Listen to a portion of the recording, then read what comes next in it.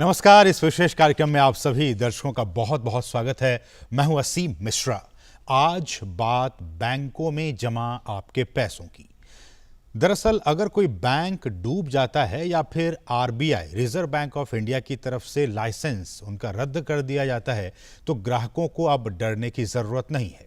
Bank के ग्राहकों को deposit insurance and credit guarantee corporation act, इस डीआईसीजी एक्ट के तहत 90 दिनों के भीतर 5 लाख रुपए तक की बीमा रकम मिल जाएगी।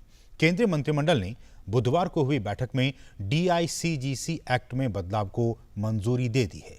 इस बदलाव की जानकारी वित्त मंत्री निर्मला सीतारमण ने दी है। इस बदलाव के बाद उन ग्राहकों को राहत मिलेगी जिनकी रकम किसी न किसी वजह से बंद हो चुके या फिर लाइसेंस रद्द किए गए बैंकों में फंसी हुई है। बीमा की रकम पहले 1 लाख रुपए थी, लेकिन साल 2020 में सरकार ने डिपॉजिट इंश्योरेंस की लिमिट 5 गुना बढ़ाने का फैसला किया था। अब इसके बाद अब बीमा की जो राखी रकम है उसकी देने की अवधि में भी अब उसे तय कर दी गई है। मतलब ये हुआ कि 90 दिनों में ही ग्राहकों को बीमा की रकम अब मिल जाएगी।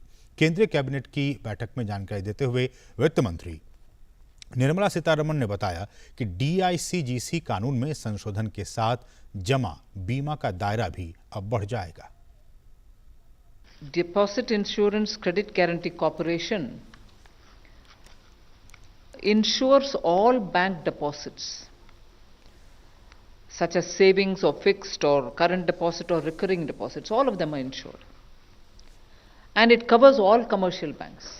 So whether they are private or public sector banks, they are all normally covered. And even foreign bank branches are covered, that which is in India. Local area banks, regional rural banks, cooperative banks, small finance banks, all of them are payment banks, or normally all of them are insured. Now, each depositor's deposit in a bank are insured up to maximum of 5 lakh in each bank for both principal and interest. तो इस कार्यक्रम में आज हम DICGC act में किए गए बदलावों को विस्तार से जानने और समझने की कोशिश करेंगे। और इस चर्चा में हमारे साथ बहुत ही खास मेहमान भी इस वक्त जुड़ गई हैं। हमारे साथ हैं वरिष्ठ आर्थिक पत्रकार दीपशिखा सिकरवार जी। दीपशिखा मैम, बहुत बहुत स्वागत है आपका इस मनी मंत्रा के इस कार्यक्रम में। Good morning.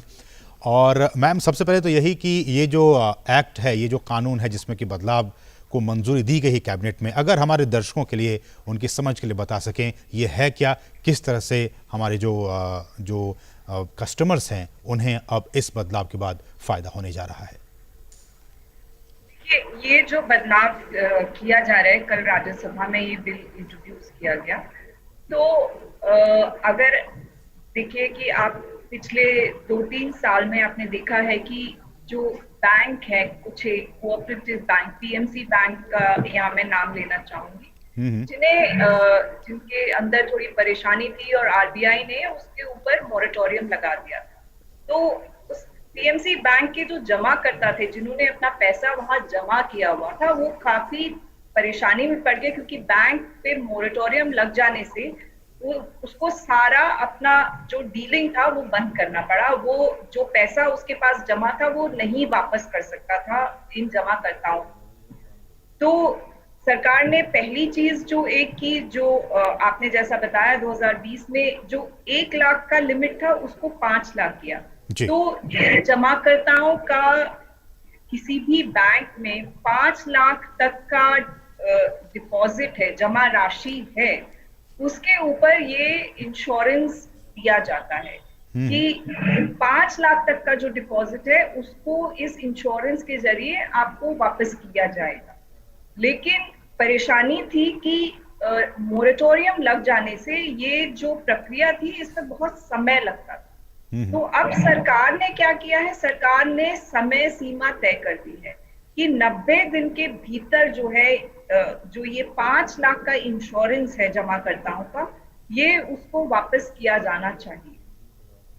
तो ये समय सीमा तय हो जाने से जो खासतौर पे जो छोटे डिपॉजिटर्स थे, छोटे जमाकर्ता थे, जो खासी मुश्किल में पड़ जाते थे, उनके लिए ये एक बहुत बड़ी सुविधा है, क्योंकि उनका अब जो उनकी जो पूंजी है वो उनको वापस मिल पाएगी और उनको लंबा इंतजार नहीं करना पड़ेगा। तो पहले जो बैंक जो डिस्ट्रेस्ड है, परेशानी में है, जो मोरेटोरियम में जा रहा है, उसको पहले 45 दिन में तो जो सारी इंफॉर्मेशन है और डिपॉजिटर्स की जो जमा करता है उनकी जो भी सूचनाएं हैं वो एकत्रित करेगा और अगले 45 दिन में वो उनका प्रोसेस करेगा, ताकि ये 5 लाख तक की जो पूंजी है जिनकी जो जमा है वो उनको दी जा सके। और इसमें आपके फिक्स डिपॉजिट्स कवर होंगे, सेविंग्स डिपॉजिट्स कवर होंगे, रेकरिंग डिपॉजिट्स कवर होंगे। तो जो खास तौर से जो छोटे जमाकर्ता जो भी इंस्ट्रूमेंट्स इस्तेमाल करते हैं वो सारे इसमें इसके तहत कवर किए जाएंगे।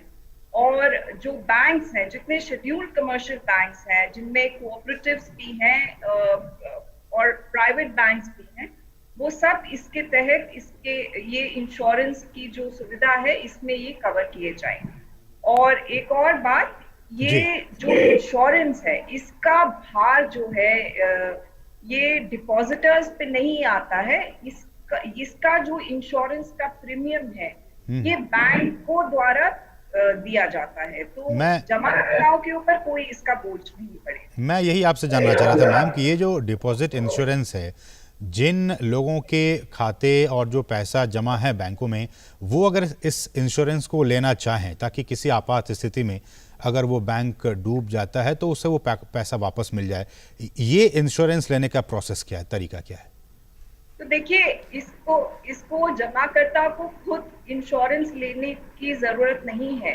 ओके। ये इंश्योरेंस जो भी आप, अगर जैसे आप या मैं भी अगर फिक्स डिपॉजिट खोलते हैं या एक सेविंग्स अकाउंट खोलते हैं किसी भी बैंक में, तो ये ऑटोमेटिक होता है। ये बैंक को 5 लाख तक के डिपॉजिट पर ये इंश्योरेंस आपका कवर्ड रहेगा।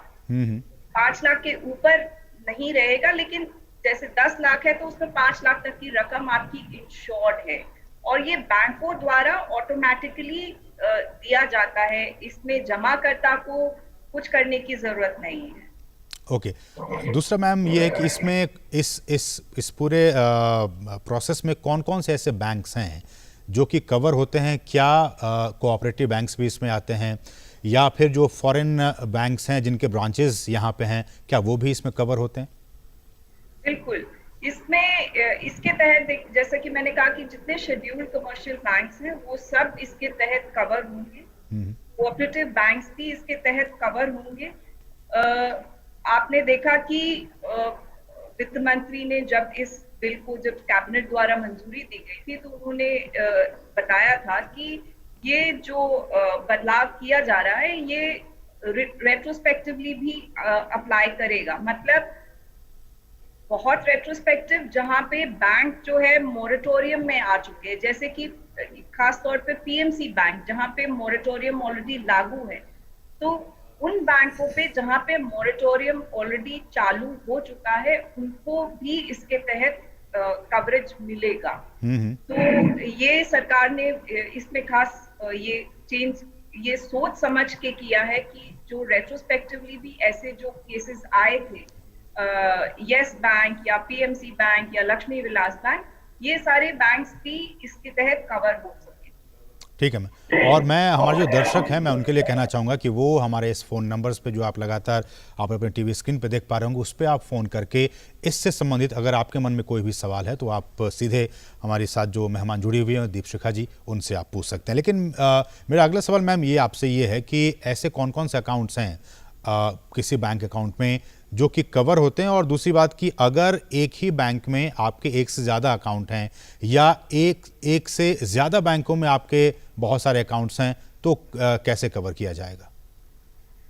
देखिए, इसमें savings, fix deposits, recurring, current, ये सारे अकाउंट्स जो हैं जहाँ पे डिपॉजिट्स होते हैं वो सब कवर किए जाते हैं। और जहाँ तक एक बैंक का सवाल है, आपका जो टोटल डिपॉजिट होगा उसको 5 लाख तक का लिमिट दिया जाएगा, लेकिन बाकी जैसे दूसरे बैंक्स में आपके अकाउंट्स हैं वो आपको अलग अलग कवरेज किया जाएगा। जैसे कि आपका किसी बैंक ए में अकाउंट है या किसी अकाउंट बैंक बी में अकाउंट है, तो दोनों में ये जो 5 लाख का इंश्योरेंस है ये अलग अलग लागू होगा। तो जमाकर्ता जो है उसको पूरी तौर पे ये प्रोटेक्शन मिले। ऐसा है कि लोग जो हैं अलग अलग बैंकों में अपना जो एसेट्स है उसको अलग अलग रखना प्रेफर करते हैं सुरक्षा की दृष्टि से।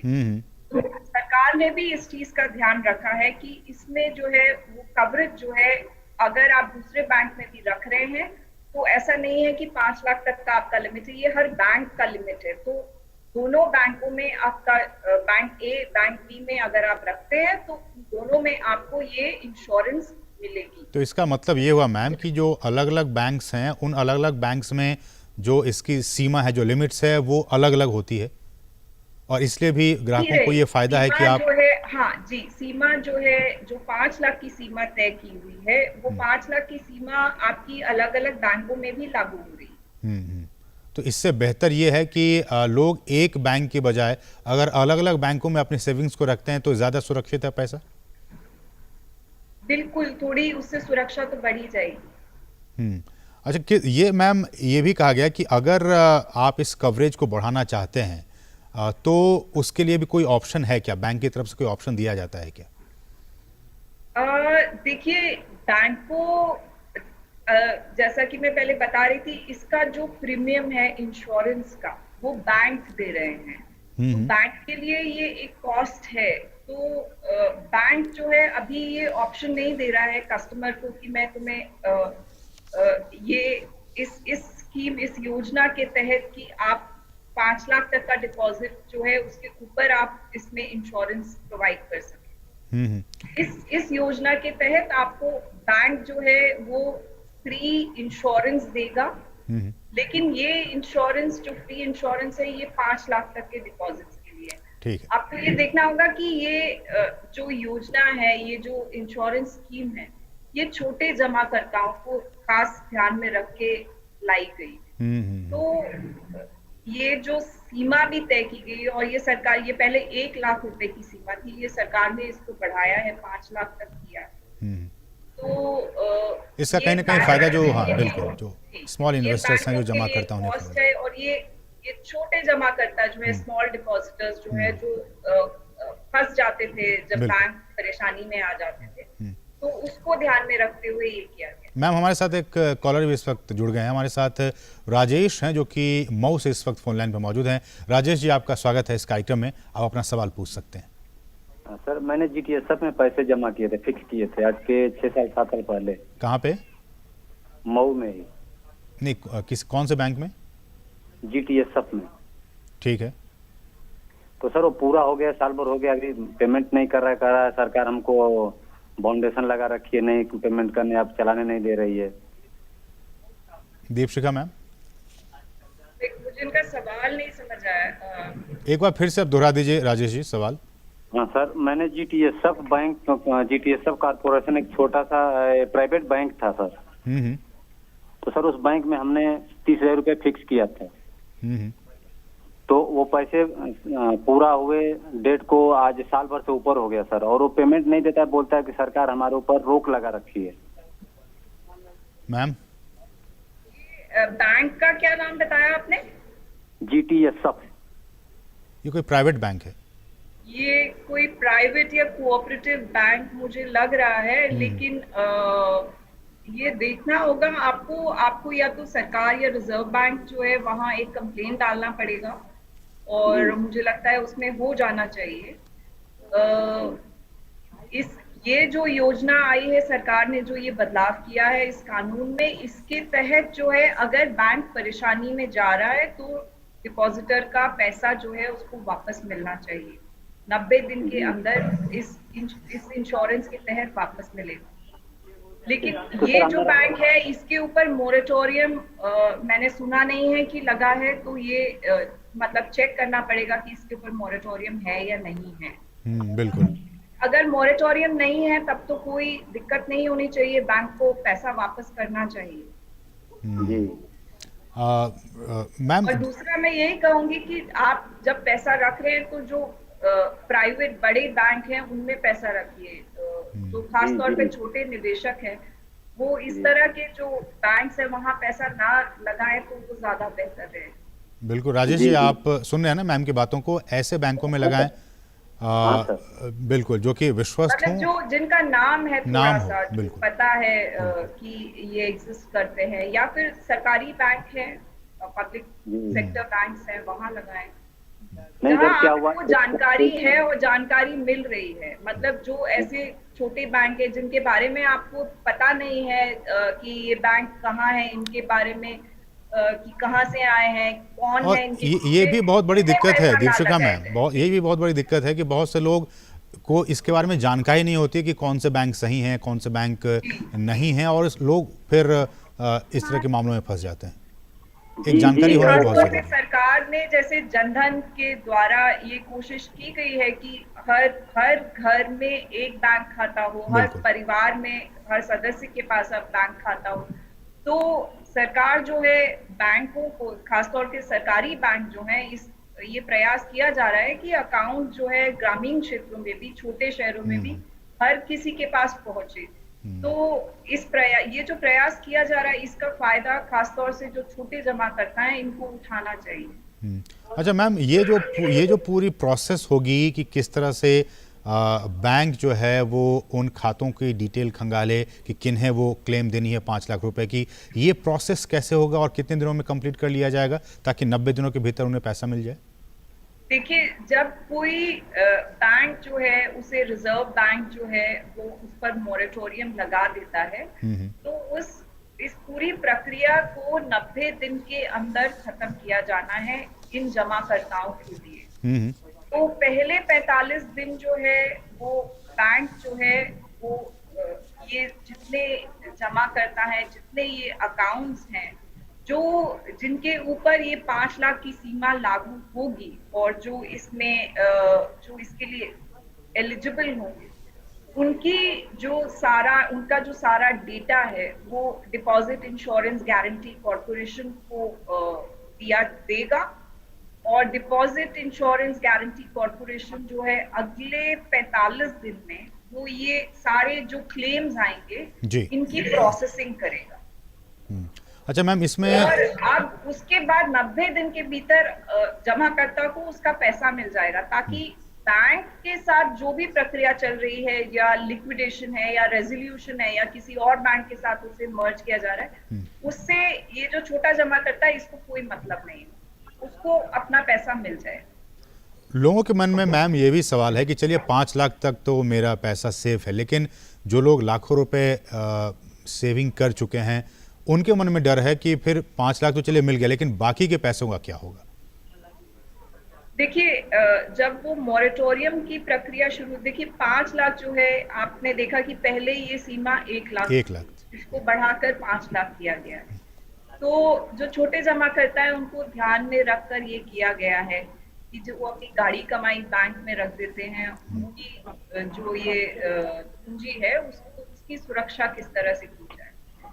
और अगर आपने देखा होगा कि वित्त मंत्री ने जब अपनी प्रेस कॉन्फ्रेंस की थी, उन्होंने बताया था कि हमारे देश में ये इस कानून में जो बदलाव किया जा रहा है, इससे तकरीबन 98% से ज्यादा डिपॉजिट्स जो हैं, डिपॉजिट्स जो बैंकों के पास हैं वो कवर हो रहे हैं 98.3%। 98.3%। और दूसरा 50 ऑलमोस्ट मतलब 51% जो है वैल्यू में कवरेज है।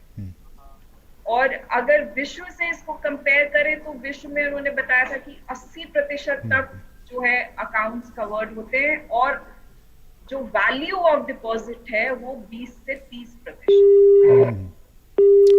तो अभी जो किया जा रहा है, अभी 5 लाख तक किया जा रहा है, हो सकता है कि आगे सरकार जो है इसको बढ़ाए, लेकिन जो इसके ज्यादा के जो डिपॉजिट्स इससे ज्यादा अमाउंट के हैं या रकम उनकी ज्यादा है, वो नॉर्मल प्रोसेस जो चलता है मॉरेटोरियम के बाद, उसकी प्रोसेसिंग अलग से हो रही है। तो ऐसा नहीं है कि वो मतलब उसमें हो सकता है थोड़ा लंबा समय लगे कि रिजर्व बैंक ने मॉरेटोरियम लगा दिया है और वो उस बैंक में जो परेशानी है उसको किसी और बैंक को मर्ज करना चाह रही है या कुछ और उसके साथ प्रोसेस वो फॉलो कर रही है। तो वो उनकी जो पूंजी है वो उस प्रोसेस के तहत उनको वापस की जाएगी। अच्छा मैम, इसमें सिर्फ पैसे ही कवर्ड हैं या फिर किसी ने अगर मेटल, गोल्ड या सिल्वर रख रखा है तो वो भी, उसके पैसे भी, उसको भी उसका वैल्यू भी उसे मिल सकता है? देखिए, ये जो इंश्योरेंस गारंटी कॉर्पोरेशन एक्ट है, ये जो है ये fix deposits, savings deposits, recurring deposits, current account, इन सब पे लागू होती है। तो इन अकाउंट्स में हम गोल्ड तो नहीं रखते हैं, तो इसलिए अगर आप गोल्ड डिपॉजिट ले रहे हैं उस पे इसकी कवरेज ऐसा नहीं लगता कि हो। अच्छा मैम, ये भी एक सवाल है कि इससे बैंकों के परफॉर्मेंस पे इस कानून में संशोधन के बाद जो बैंक का अभी का जो कामकाज है उस पे और जो अपकमिंग जो बैंक्स हैं, चाहे वो गवर्नमेंट बैंक्स हो या फिर प्राइवेट बैंक्स हो, उनके कामकाज पे उसके ट्रांसपेरेंसी पे कितना इम्पैक्ट पड़ेगा? देखिए, ये जो बदलाव किया जा रहा है, ये बदलाव इसकी जो कॉस्ट है बैंकों के ऊपर, जो पहले 10 पैसे थी पर 100 रुपए, अब उसको बढ़ा के 12 पैसे कर दी। तो ऐसी बहुत ज्यादा कॉस्ट नहीं है बैंक इंश्योरेंस की, और दूसरा ये बैंकों के लिए भी सुविधा है क्योंकि अगर उन्हें डिपॉजिटर का पैसा वापस करना है तो उनके पास ये इंश्योरेंस की सुविधा रहती है। बाकी जो कामकाज है, देखिए बैंकों का उसमें तरह तरह के चेंजेस जो है, बदलाव जो है रेगुलेशन में रिजर्व बैंक करता रहता है, और बहुत सारे बदलाव ये ध्यान में रख के किया जाता है कि जो छोटे जमा करता है, जो स्मॉल डिपॉजिटर्स हैं, उनकी परेशानी को किस हद तक उसका समाधान किया जा सके। हमने देखा है कि पिछले कुछ वर्षों में हमने देखा कि जो कोऑपरेटिव बैंक्स थे उनमें कुछ परेशानी ऐसा लगा था कि आ रही है, तो सरकार ने कानून में बदलाव किया और जो भी कोऑपरेटिव सोसाइटीज भी हैं जो बैंकिंग ऑपरेशंस करती हैं, मतलब जो जमाकर्ताओं से डिपॉजिट लेती हैं, मतलब जो थोड़ा बैंक की तरह फंक्शन करती हैं, यस मैम, वो सब भी रिजर्व बैंक के तहत अब उन्हें रेगुलेट किया जाएगा। तो इससे जो पूरा सिस्टम है उनमें और एफिशिएंसी आएगी, वो बेहतर ढंग से काम कर सकेंगे और उन पे बेहतर नजर रखी जा सकती है रिजर्व बैंक के। चलिए, समय इतना ही है। दीपशिखा मैम, बहुत बहुत शुक्रिया, आपने अपना कीमती वक्त निकाला और इस मुद्दे को बहुत ही आसान शब्दों में, बहुत ही आसान तरीके से हमारे दर्शकों को एक सामने रखा। बहुत बहुत शुक्रिया आपका इन बातों को हमारे साथ साझा करने के लिए। तो आज के इस मनी मंत्रा के इस अंक में बस इतना ही। मुझे और हमारी पूरी टीम को दीजिए अनुमति। नमस्कार।